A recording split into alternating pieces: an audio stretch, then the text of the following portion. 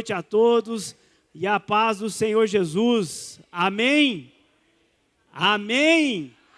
Glória a Deus, é isso aí. Tem que ser ação e reação, ativando com força o céu na terra. Se o céu na terra fosse algo que não dependesse de esforço, Jesus não nos contaria aquela oração: faça a tua vontade, aqui na terra como é no... A vontade de Deus, ela é o quê? Boa? Amém. Se Deus quiser operar, Ele opera. Mas me parece, quando eu olho para a Bíblia, que Deus trabalha em conjunto, em cooperação com o homem. Então nós precisamos clamar para que essa vontade perfeita aconteça. Nós precisamos batalhar. O sacrifício na cruz, ele tem um efeito: nos salvar da condenação eterna. Lá na cruz, Jesus Cristo, ele rasgou a dívida. Todo quanto agora aceita Jesus como seu único Salvador, tem direito à vida eterna, torna filho de Deus. A partir de agora, se eu quero colonizar onde eu estou, se eu quero modelar onde eu estou, se eu quero trazer a atmosfera dos céus para essa terra, eu preciso tomar isso à força. Aí já é um trabalho de força. Não é no estartalar de um dedo. Você precisa orar, você precisa jejuar, você precisa ler a palavra, você precisa se converter dos seus maus caminhos, você precisa fazer correção de rota, para que o Senhor manifeste na plenitude a vontade dEle. Daniel, que é Daniel, não estou falando desse Daniel que vos fala, estou falando do profeta da Bíblia. Ele tem uma experiência que você conhece: 21 dias de jejum, oração. E o anjo do Senhor aparece para ele, o anjo do Senhor diz assim para ele: olha, por 21 dias fui impedido, teve uma briga nos céus. O príncipe da Pérsia estava me impedindo de vir aqui. Mas eu recebi reforços, o arcanjo Miguel veio e pelejou. Tu és amado. Desde quando aplicaste teu coração, o Pai te escutou. Agora ele veio para trazer conhecimento, discernimento a respeito do tempo.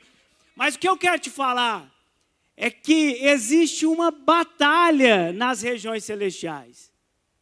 E nós precisamos nos empenhar para que essa vontade boa, agradável e perfeita de Deus, para as nossas vidas, se materialize na nossa vida. No passado, alguns falavam só da glória futura. A esperança era futura, mas se você ler a Bíblia, embora nós esperamos a eternidade em Cristo Jesus, Ele foi para preparar lugar para nós. Enquanto estivermos nesta terra, somos embaixadores de Deus, somos ministros de Deus.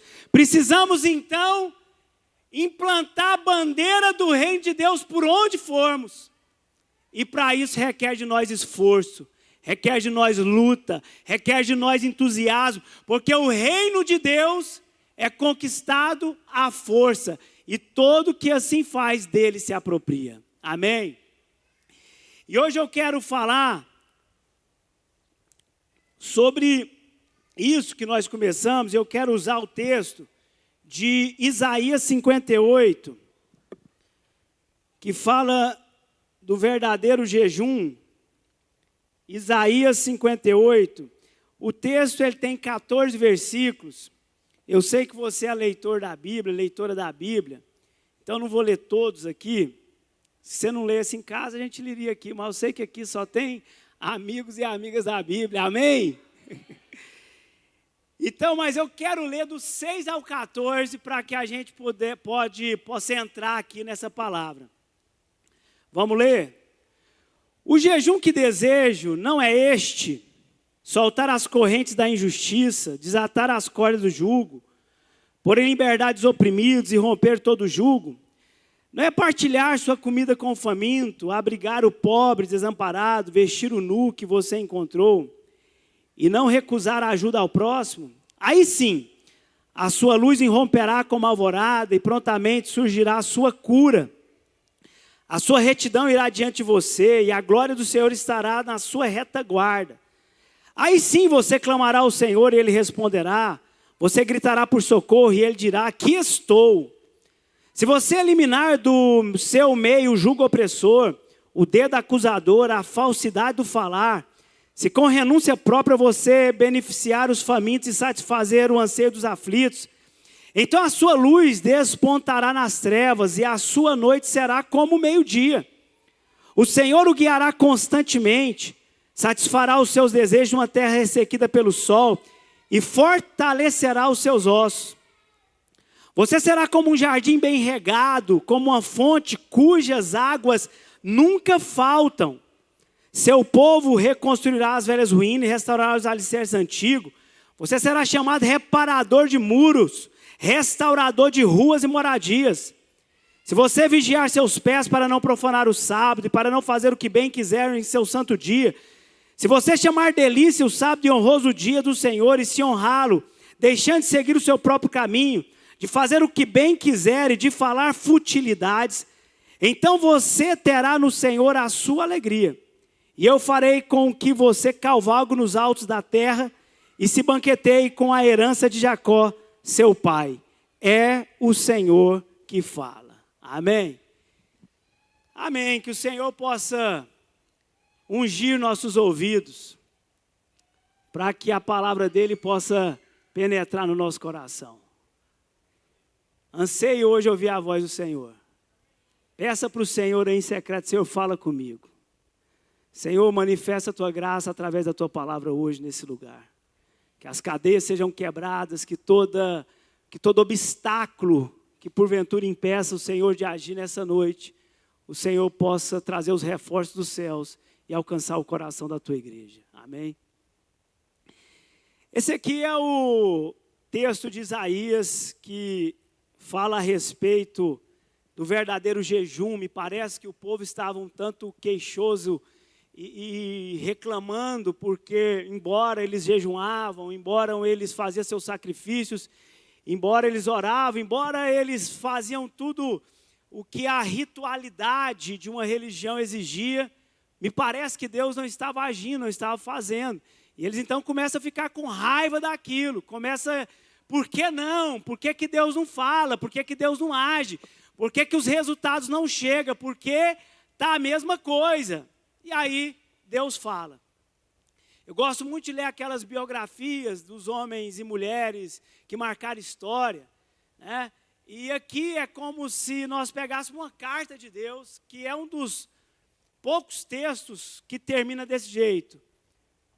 É o Senhor quem fala. Aqui o Senhor está assinando.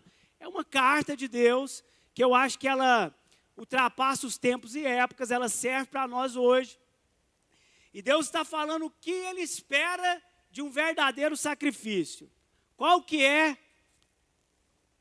o jejum que vai agradar ao Senhor?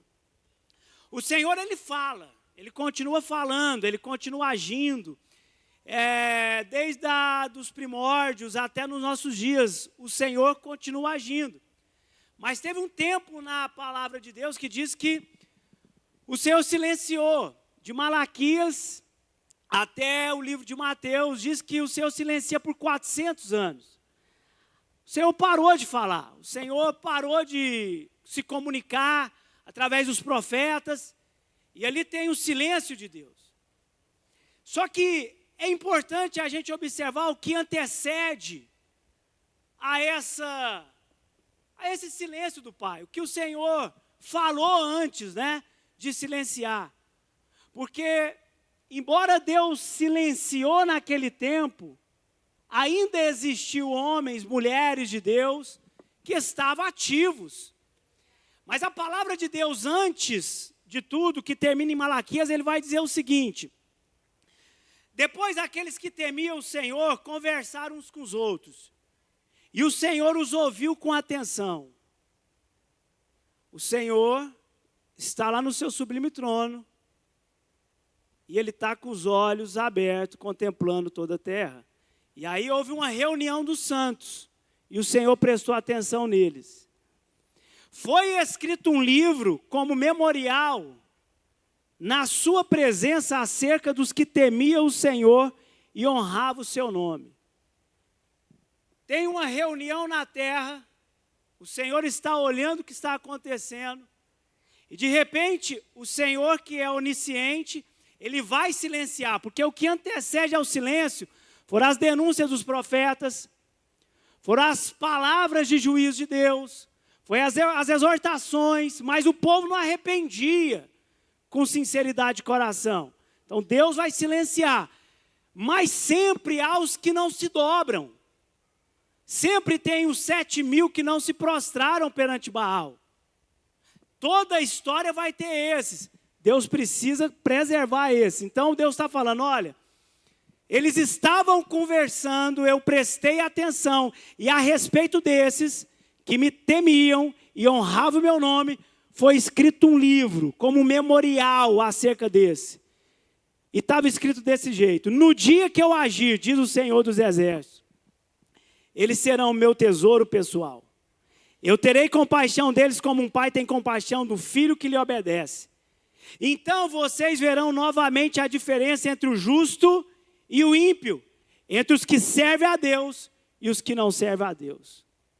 Daqui um pouco parou, vai ter o silêncio, mas só tem uma coisa: o Senhor sabe exatamente quem continua temendo a Ele, honrando a Ele, e a respeito desses, o Senhor tem um memorial escrito: no dia em que eu agir, vocês verão mais uma vez a diferença entre o que serve a Deus e o que não serve a Deus. Deus continua agindo em todo o tempo. Acontece que nós precisamos compreender que quando Isaías escreveu esse texto, esse povo então ele está queixoso, conforme falamos, porque eles não vêem resultado, embora praticantes não estão vendo resultado. Acontece que na maioria das histórias da Bíblia, em boa parte delas, nós vamos observar que o povo, por vezes, eles estavam mais ligados ao sacrificar do que o obedecer. Samuel, ele exorta Saul dizendo: acaso é melhor sacrificar do que obedecer? O Senhor, ele requer de nós um coração contrito. Ele quer de nós um espírito pronto a obedecer. O sacrifício sem uma vida reta é como a pessoa que tem diabetes e o médico dela passou uma dieta para ela e passa os medicamentos para ela. Ela precisa sacrificar naquela dieta, tomar os remédios para ter um efeito duradouro. Será que tem alguém cutucando algum aí? Aí o que acontece? Essa pessoa toma os remédios, aplica a insulina, mas come queijo, come doce, come tudo que não pode. Qual que vai ser o resultado na vida dessa pessoa? A diabetes vai comer ela, não vai? Não é a médio e longo prazo, não é, doutor Luiz? Eu não sou médico, mas entendo um pouquinho disso aí. A mesma coisa, se nós não vivemos uma vida de obediência, de retidão ao Senhor, mas queremos cultivar essa vida ritual, não vai dar certo. O resultado não vem. Então, melhor é obedecer do que sacrificar. E aí eu estava refletindo na palavra e pensando, quais foram os erros dos pais do Velho Testamento que levaram Deus a silenciar? Porque pensa comigo, 400 anos, 10 gerações de 40 anos passaram e Deus está em silêncio. Quais foram, talvez, as possíveis causas? É claro que tem muitas, mas uma delas eu gostaria de falar. É o sacrifício sem entrega. Presta atenção onde que começa o erro. Lá em Caim. Passado algum tempo, Caim trouxe do fruto da terra uma oferta ao Senhor. Abel, por sua vez, trouxe as partes gordas das primeiras crias do seu rebanho. O Senhor aceitou com agrado Abel e sua oferta. Vou refletir sobre isso aqui. Há uma grande distância entre o sacrifício, entre a oferta de Caim e a de Abel. Uma grande distância. O sacrifício sem entrega é aquele que não me custa nada. Fazendo ou não fazendo vai dar o mesmo. Não vai me afetar aquilo. Enquanto o sacrifício com entrega me custa algo. Abel, ele trouxe a primícia dele, as primícias do seu rebanho. As primeiras crias do seu rebanho. Isso custou para Abel. Ele teve que cultivar aquele rebanho. Ele teve que tratar daquele rebanho. Ele teve que dar alimento para aquele rebanho. Ele teve que esperar aquele rebanho, o tempo da gestação. Nasceu. Quem semeia é digno de colher primeiro. Aquilo custou para Abel, concorda comigo? Abel faz o quê? Nasceu. A primeira safra, a primeira parte. Antes de eu fazer a conta, eu vou pegar isso aqui e vou dar para o Senhor. O Senhor se agradou de Abel. Caim, por sua vez, ele era agricultor. Ele é agricultor, mas certamente ele tem o cultivo dele, concorda comigo? A lavoura dele. Olha o que a Bíblia fala. Caim trouxe do fruto da terra uma oferta ao Senhor. Aqui não está me dizendo que Caim trouxe o fruto da sua lavoura ao Senhor. Ele trouxe da terra. Ele era um agricultor, cultivava, morava num tempo, aquele tempo era só campo. Me parece, a impressão que eu tenho ao ler a Bíblia, é que aquilo não custou nada para Caim. É como se ele estivesse passando no caminho e falasse assim, vou dar essa maçã aqui para o Senhor que eu achei no chão. Vou dar essa moedinha de R$1 que eu achei ali na esquina.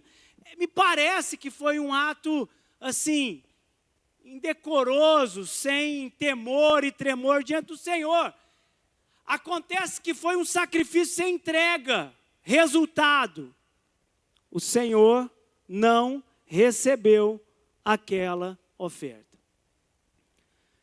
Quando nós formos sacrificar, entregar, ofertar algo para o Senhor, nós precisamos avaliar se aquilo está de fato me custando algo ou aquilo é mais uma bagatela que eu tenho para dar para o Senhor.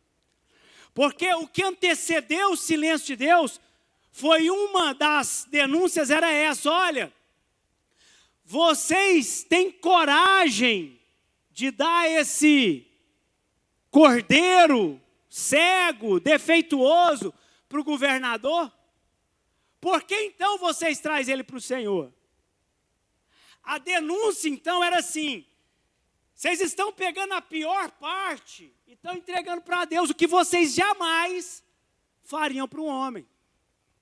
E aí, nós precisamos fazer a nossa avaliação. Por exemplo, nós estamos diante de um desafio que foi lançado semana passada, tempo novo, a compra da casa própria da igreja, da sede, foi lançado os carnê. Normalmente, como a gente pega os carnê? É com base no tamanho do nosso bolso. Sim ou não? Essa é uma realidade. Eu olho meu orçamento, falo, 1.000 por mês é muito, não vai rolar, 500, muito menos 300, vou no de 100, que 100 dá certo para mim. Você concorda comigo com o que eu vou falar agora? Nós invertemos a análise da coisa. Nós levamos a análise que deveríamos fazer em Deus para nós. Então a gente mede o tamanho do bolso, o tamanho da minha condição e eu vou lá pegar aquilo que é mais confortável para mim.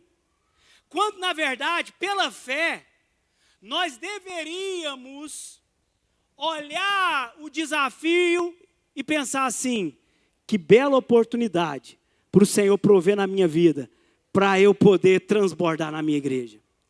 Nós deveríamos olhar na perspectiva do reino. Nós deveríamos analisar se consigo ou não consigo no bolso de Deus. Vou te contar uma história. Quando nós congregávamos na Assembleia de Deus ali na 17A, teve uma reforma na igreja. Eu ainda era bastante jovem, por mais que eu ainda sou jovem, né? Mas naquele tempo eu estava começando a trabalhar e eu lembro que parcelaram o piso da igreja.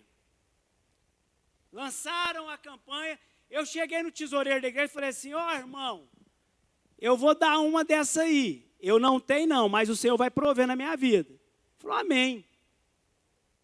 Os meses passaram, o ano seguiu, é um domingo, eu estou ali na igreja, ele chega, toca assim: ô irmão Daniel, amanhã vai ser a última.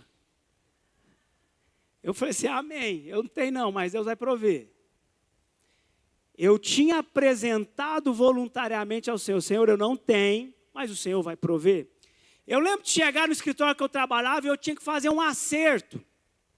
E eu tinha uma comissão ali para receber de R$2.000.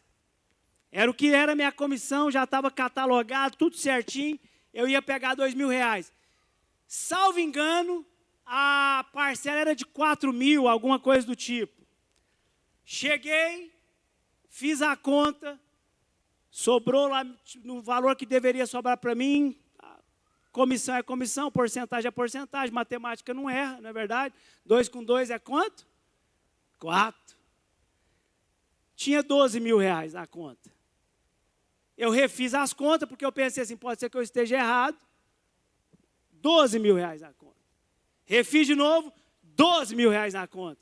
Eu falei assim: o Senhor proveu e eu vou agora alegremente entregar a melhor parte para Ele.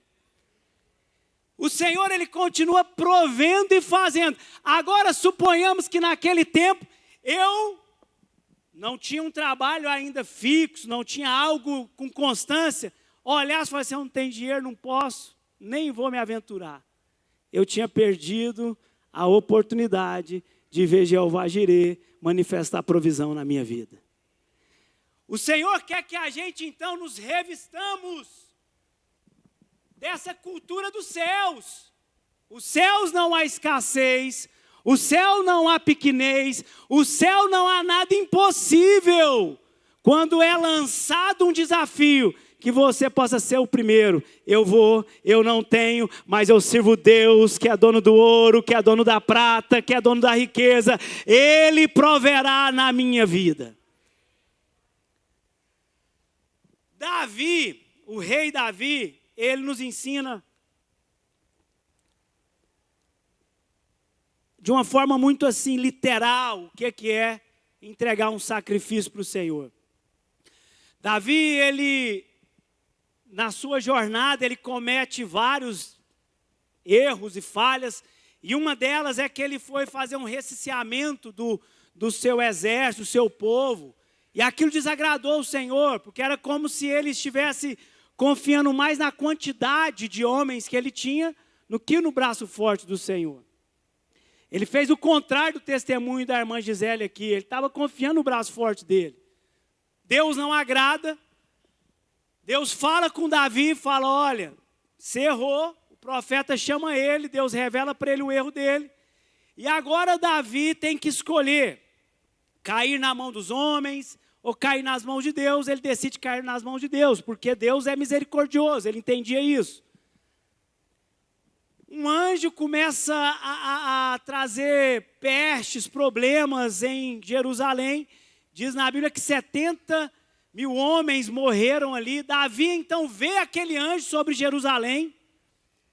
Ele tem o campo da visão espiritual dele aberto. Ele vê o anjo sobre Jerusalém que ia executar o juízo de Deus. E Davi fala: Senhor, basta, fui eu que errei. E ele viu esse anjo em cima da terra de Araúna. E ele então vai até lá para comprar essa terra e levantar um altar ao Senhor. Imagina que o rei agora chega na sua carruagem real, com seus homens, com toda a comitiva real, lá na casa daquele simples cidadão, e o rei quer pegar uma parte do terreno dele e levantar um altar. Aquele homem vê o rei se apresenta, conversa com ele, fala, olha, eu preciso levantar um altar aqui do Senhor no seu quintal, você me desculpa, mas eu pago o preço justo aí para você. Aquele cidadão fala assim, não, rei, é um prazer tê-lo aqui na minha casa, é um network, né? Se fosse hoje, eu dou a casa, eu dou tudo aí, mas me dá a senha lá do palácio. Aí, Davi fala assim, hã? Não, rei, pode ir, pode fazer o que o senhor quiser aí, é seu. Aí Davi fala assim, não, faço questão de pagar o preço justo. Não darei ao Senhor aquilo que pertence a você, nem oferecerei um holocausto que não me custe nada. Davi pagou o preço que era necessário, sacrificou ao Senhor, e aquele mal cessou na vida dele, na vida de Israel. Sacrifício sem entrega foi uma das causas que levou os pais do antigo silenciar Deus. Mas a igreja do Senhor, nós desse tempo, precisamos analisar qual é o nível do sacrifício que eu tenho entregado ao Senhor. O Senhor requer de nós algo que tem valor, que tem importância. Nós não podemos nos apresentar ao Senhor de qualquer maneira. Nós não podemos, irmãos, chegar num culto como esse e esperar algum ministro aqui na frente me provocar para eu abrir minha boca e adorar. Nós não podemos chegar numa reunião como essa e esperar o arrepio ou a música que eu mais gosto de ouvir, para eu me sensibilizar e ouvir Deus. Quando os santos se reúnem, a Bíblia diz que onde 2 ou mais estão reunidos, Jesus está presente. E se Jesus está presente na nossa reunião, a gente deve honrá-lo, deve adorá-lo, deve manifestar com a nossa fisiologia, movimentando o nosso corpo, sorrindo, glorificando, abrindo a nossa boca, celebrando aquele que vive para todos sempre, o leão da tribo de Judá. Nós não podemos esperar uma provocação para isso acontecer. A propósito, nem sempre eu sinto que Deus está presente num culto, mas eu creio que Ele está presente no culto, e se eu creio, eu vou mostrar para Ele, Senhor, às vezes eu estou cansado, às vezes estou até meio frustrado com determinadas situações, às vezes não estou muito afim de cantar, de olhar, de dar paz ao Senhor, de cumprimentar o irmão do lado. Às vezes eu não estou, Senhor. Mas, Senhor, o Senhor está presente neste lugar. Eu entrego o meu melhor para o Senhor. Eu faço de coração para o Senhor. Mesmo contra as minhas vontades, eu vou fazer para o Senhor. Sabe por quê? Porque a vontade nossa não pode governar a nossa vida. Estou triste. Aí a tristeza, ela vai dominar a minha fisiologia. Eu vou ficar com o rosto abatido. Estou com raiva. A raiva vai dominar os meus movimentos. Estou com ódio. O ódio, não posso. Eu preciso submeter a minha carne ao poder do Espírito Santo, para que o Espírito de Deus se manifeste em mim e gere em mim um fruto de justiça, gere em mim um fruto que vai manifestar bondade, amabilidade, santidade, gratidão, mansidão, domínio próprio. Mas Os pais do Antigo Testamento, alguns deles falharam. O sacrifício, as ofertas, a maneira que eles estavam fazendo, não era conforme a vontade do Senhor. E aí, o Senhor vai dizer assim: com que eu poderei comparecer diante do Senhor e curvar perante o Deus exaltado? Deveria oferecer holocaustos de bezerro de um ano? Ficaria o Senhor satisfeito com milhares de carneiros, com 10.000 ribeiros de azeite? Devo oferecer meu filho mais velho, por causa da minha transgressão, o fruto do meu corpo, por causa do pecado que cometi? Aí aqui, irmão, se faltar a Bíblia para você, grava isso no seu celular, todo dia que você acordar, você lê isso. Ele mostrou a você, ó homem, o que é bom e o que o Senhor exige. Pratique a justiça, ame a fidelidade e ande humildemente com seu Deus. É esse o sacrifício que o Senhor está pedindo para nós.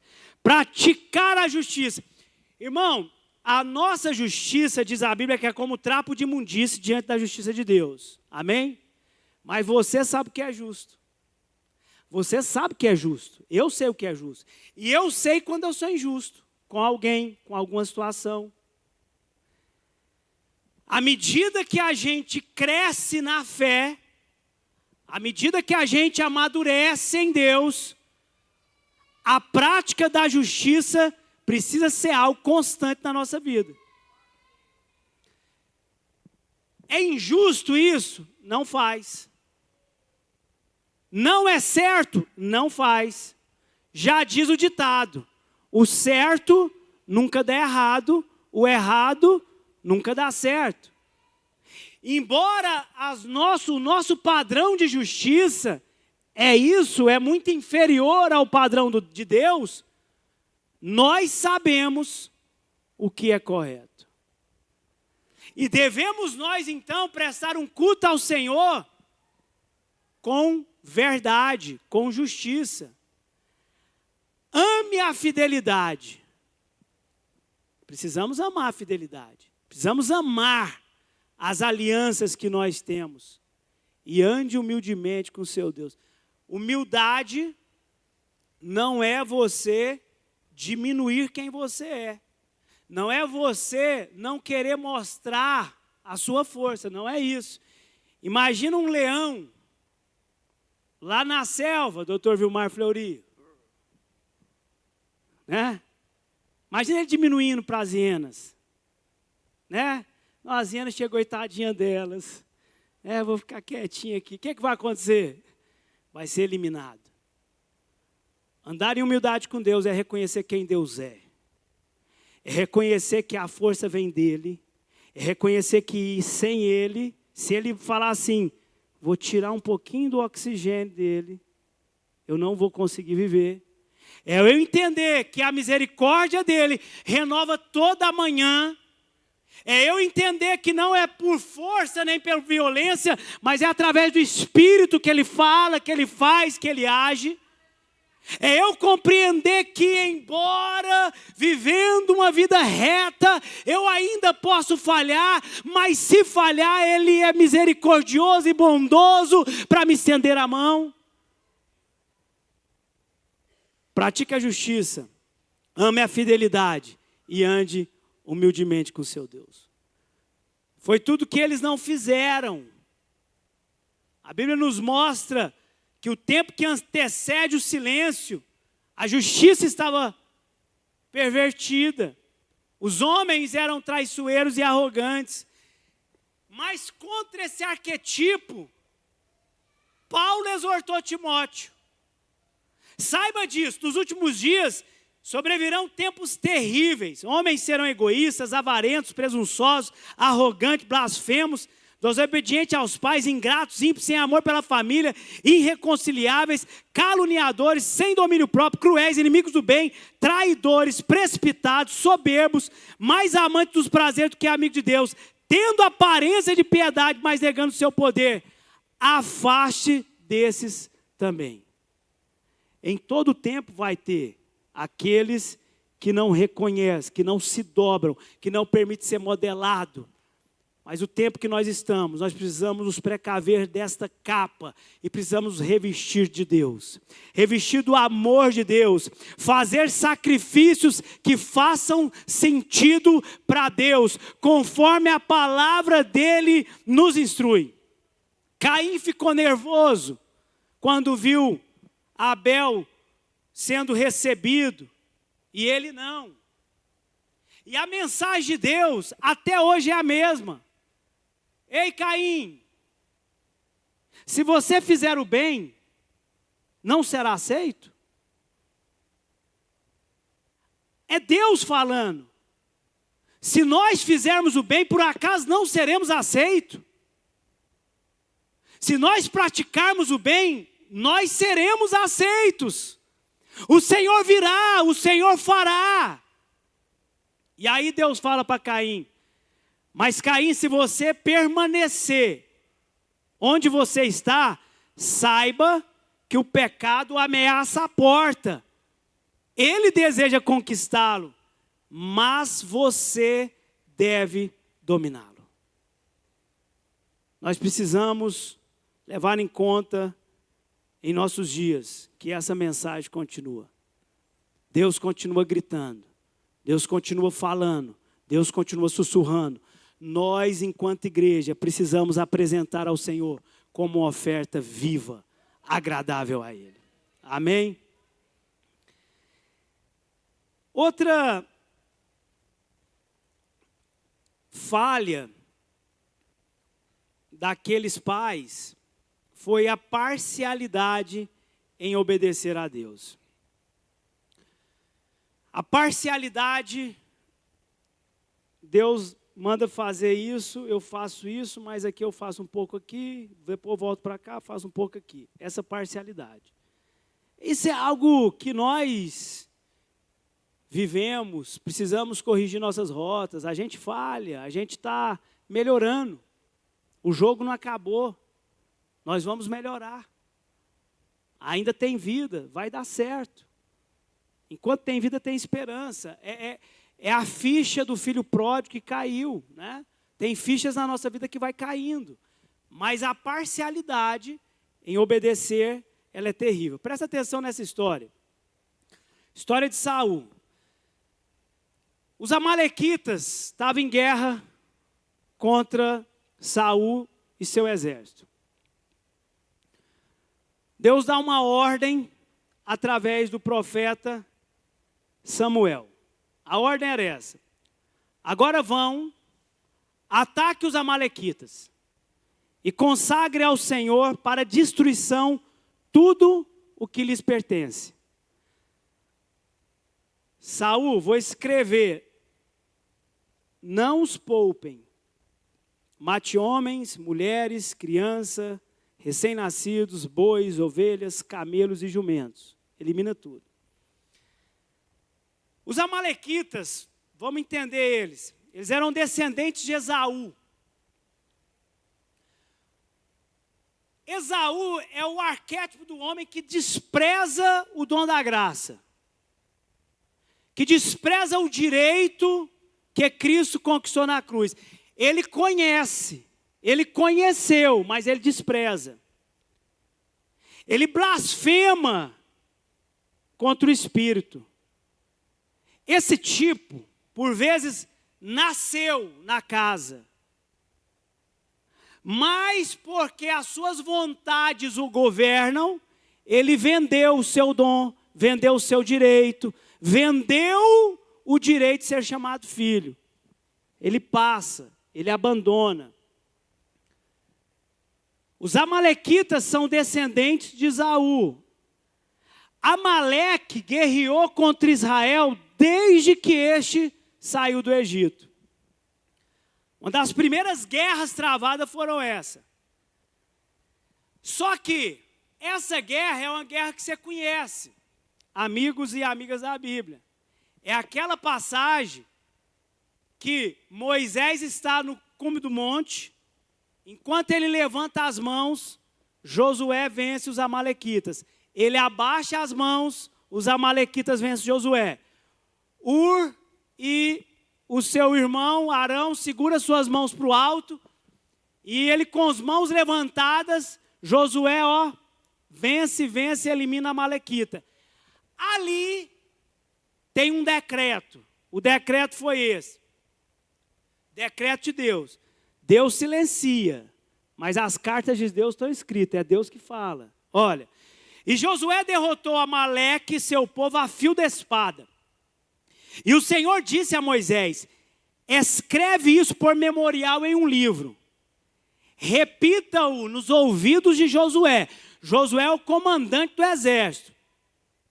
Porquanto eu eliminarei totalmente a memória de Amaleque de debaixo dos céus. Moisés construiu um altar, chamou o seu nome Jeová Nissi. Porque disse: porque o Senhor jurou que o Senhor fará guerra contra Amaleque de geração em geração. Essa palavra está no memorial. Saul deveria conhecer ela, porque era costume falar, passar a história para frente. Existe um decreto de Deus contra os amalequitas, desde o princípio. Olha, eu tenho guerra de geração em geração contra os amalequitas. É para exterminar eles da face da terra. Amaleque é tudo aquilo que rouba o que Deus te deu.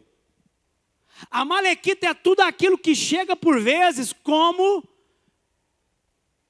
bem intencionado, mas tira aquilo que o Senhor confiou a você. Deus falou, esse vai ser eliminado. Aí, Saul, se ele não conhecia ou não lembrava desse decreto, Samuel lembra ele. Saul vai para a guerra, elimina tudo. Mas Saul tem um problema. Ele tem uma esquizofrenia teológica. Ele interpreta a palavra conforme faz sentido para ele. Ele entendeu que podia deixar o rei e a melhor parte do rebanho. Ele entendeu que estava bom daquele jeito. Mas o decreto de Deus era, extermina tudo. Saul vai para a guerra, poupa Agag, rei dos amalequitas, eles exterminam o povo, mas pouparam as melhores ovelhas, os melhores bois, os bezerros gordos, cordeiros, pouparam tudo que era bom. Mas tudo que era desprezível e inútil destruíram por completo. Nessa hora Samuel chega. Quando Samuel chega, Samuel ouve o rugido, o boi, né? Os bois falando lá. Ele está ouvindo. Samuel chega, Saul chega primeiro. Fale aí, você viu, Samuel? Eliminamos tudo, fizemos tudo conforme você falou, Deus falou, está vendo aí? Está vendo que eu sou bom? Aí Samuel fala assim, eu estou ouvindo aí, parece que isso é boi, isso é ovelha. O que é isso, Saul? Vamos sacrificar para o Senhor. Separei ali o que não me custou nada, peguei lá dos amalequitas, agora vamos fazer um altar aqui para o Senhor, é por isso. Chega mais para dentro, ele vê o rei. Fala, mas o rei também? Samuel, isso aí foi meu exército, eu queria agradar ele. Você sabe como que é. Para agradar eles, eu acabei poupando o rei, poupando tudo isso aí. Mas me perdoa, por favor, me perdoa. E volta comigo para Jerusalém, para que eu seja honrado diante do povo. Porque se você não for comigo, Samuel, eu vou ser envergonhado. Aquele homem, Saul, ele representa o tipo de gente que não obedece na totalidade da palavra, mas que quer ser honrado em público, mas que quer ser coroado em público, porque tem medo da vergonha. E aí, Deus vai dizer assim através de Samuel: diz para Saul que o reino dele foi rasgado hoje por causa da atitude dele. Samuel chega para ele e fala assim: Saul, acaso é melhor sacrificar do que obedecer? A sua atitude em não obedecer é como um espírito de rebeldia, de feitiçaria. Você caiu da graça, Saul.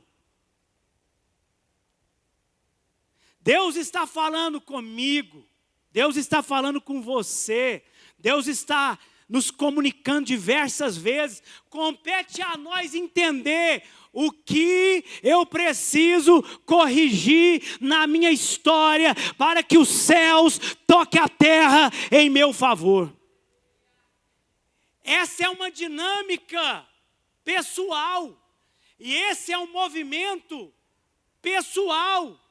Tem vidas que estão vivendo algo novo em Deus, o extraordinário do Pai, o céu está tocando na terra, outras não.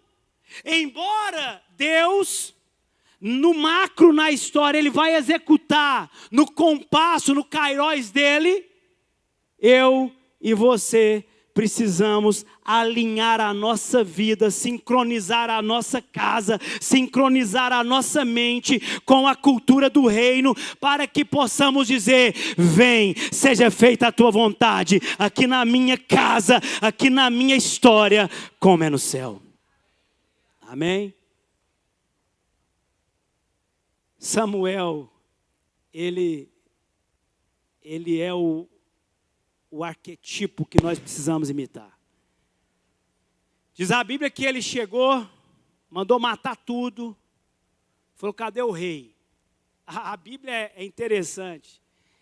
Aí diz que o rei Agag, ele pensou assim: nossa, o furor desse povo já passou, agora está chegando Samuel, é o pastor lá, ele é bonzinho, ele é só amor, ó, ele é tranquilão, ele vai cuidar de mim. Samuel fala: cadê o rei Agag? Rei Agag aparece. A Bíblia fala que ele pegou uma espada, irmão, e transpassou, matou esse homem, eliminou. Sabe por quê? Porque o decreto está desde Moisés. Ei, Moisés, repita no ouvido de Josué. Josué é o comandante. Repita nos ouvidos dos pais, porque os pais são comandantes dos seus lares. Repita nos ouvidos dos pastores, porque os pastores são o líder da igreja. Ei, repita no ouvido das autoridades cristãs, porque elas estão aí para legislar em favor do teu povo. Eliminarei Amaleque debaixo dos céus, e eu, Senhor, Jeová Nissi, sou aquele que fiz guerra e farei guerra contra Amaleque de geração em geração. Amaleque não pode entrar na minha casa nem na sua casa. Nós não podemos aceitar nada que vai roubar o que é nosso. Você entende? Naquele dia a capa de rei saiu de Saul, e Deus transferiu ele para o improvável, chamado Davi. Amaleque lutou contra Davi. Sabe por quê? Porque Amaleque luta contra todo homem de Deus. Homem de Deus que ainda não lutou contra os amalequitas, ou é porque não chegou a hora da guerra, Deus está te preparando, ou porque você está escondido. Você tem que tomar território, avançar. Davi está lá em Ziglag, na terra dos filisteus.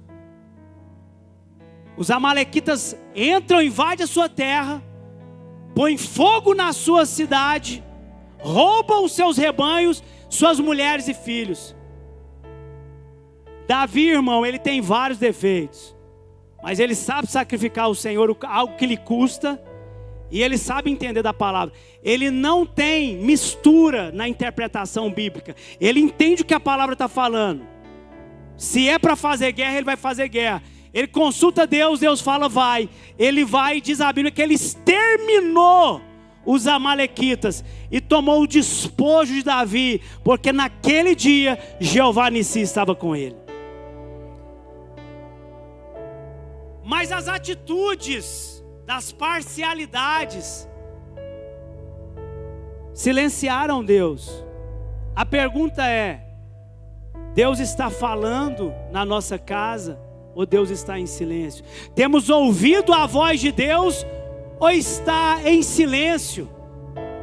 Apóstolo Paulo vai dizer que no mundo tem muitas vozes, nenhuma delas, porém, sem significado. Tem alguém falando dentro da nossa casa.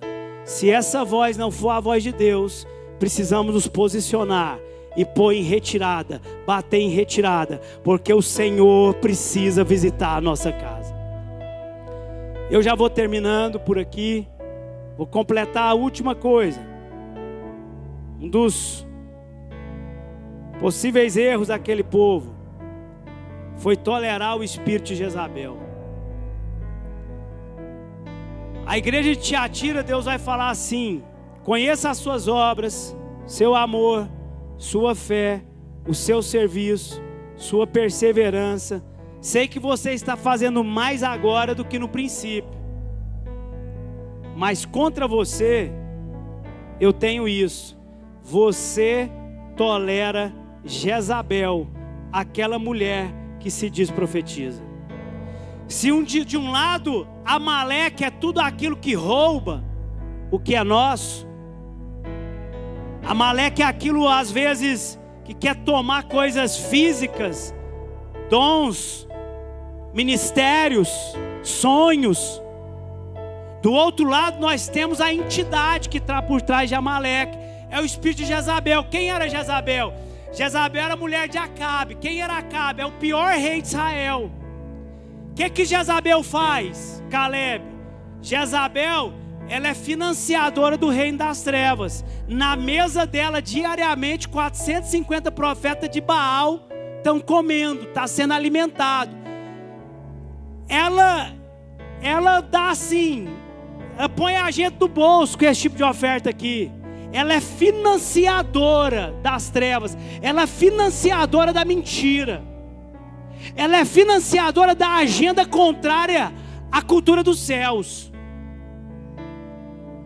Só que tudo que eu permito permanecer dentro da minha casa, na minha vida, que não é o Espírito de Deus, que não é a voz de Deus, vai tornar uma entidade lá dentro, vai tornar um domínio lá dentro, vai governar lá dentro. Mas é aí que nós precisamos nos levantar, porque a palavra é: ei, se você fizer o bem, você não vai ser aceito. Se você não mudar de determinadas práticas, não vai dar tudo certo. Levanta, endireita as veredas e avance. Porque o Deus que nós servimos é um Deus misericordioso, é um Deus bondoso, é um Deus que tem uma vontade boa, agradável e perfeita e quer manifestar na nossa casa. Vamos ficar de pé comigo? Aleluia, glória a Deus.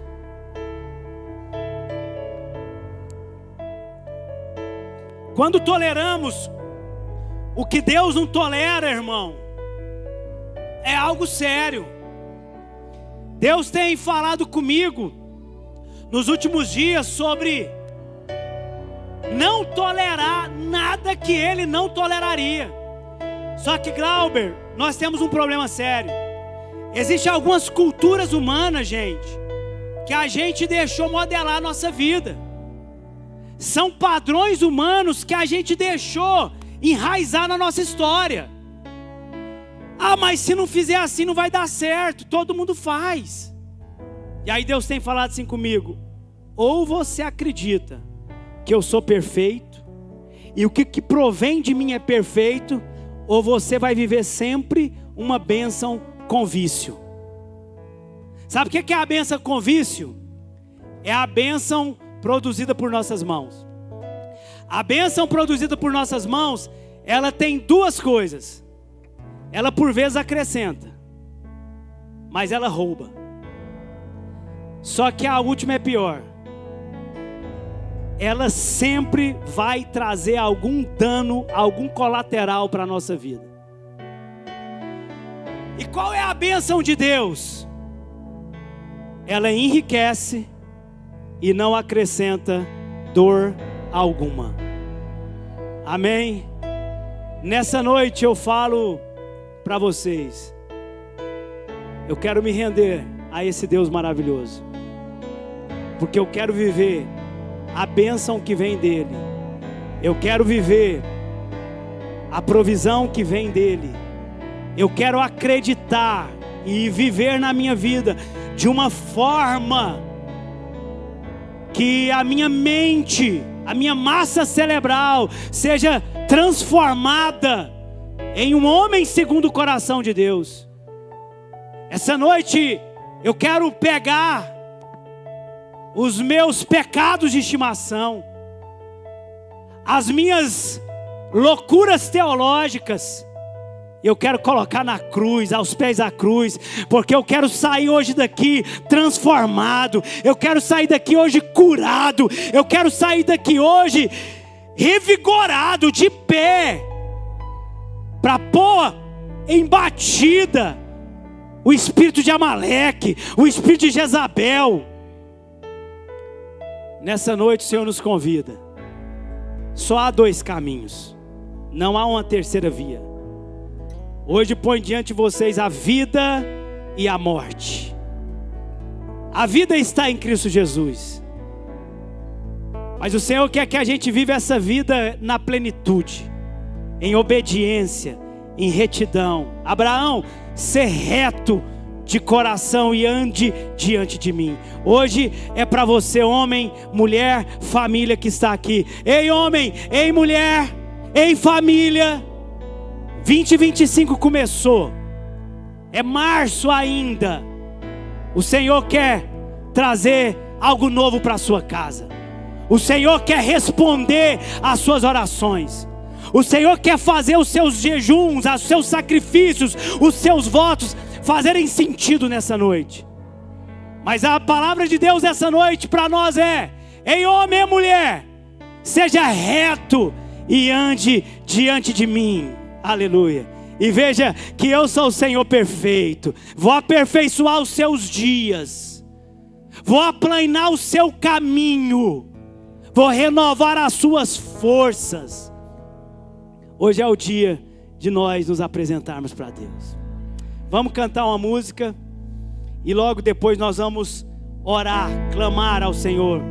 Vamos adorar com Alain. E nesse louvor, entrega o seu melhor para o Senhor. Entrega um sacrifício de louvor para o Senhor. Deixa o Senhor ouvir sua voz. Deixa o Senhor ver o seu corpo se movimentar. Deus está neste lugar. Deus é bom em todo tempo Ele é bom. Aleluia, não submeta a nenhuma cultura humana, mundana, mas submeta à vontade de Deus nessa noite, porque o Senhor, Ele é um Deus poderoso, Ele é um Deus presente, um Deus maravilhoso. Alain. Pai, eu sei que os teus olhos estão sobre a terra a procurar alguém que te adore em espírito. Aleluia. Alguém que te adore em verdade. Pai, como achastes a Davi, vem e derrama sobre mim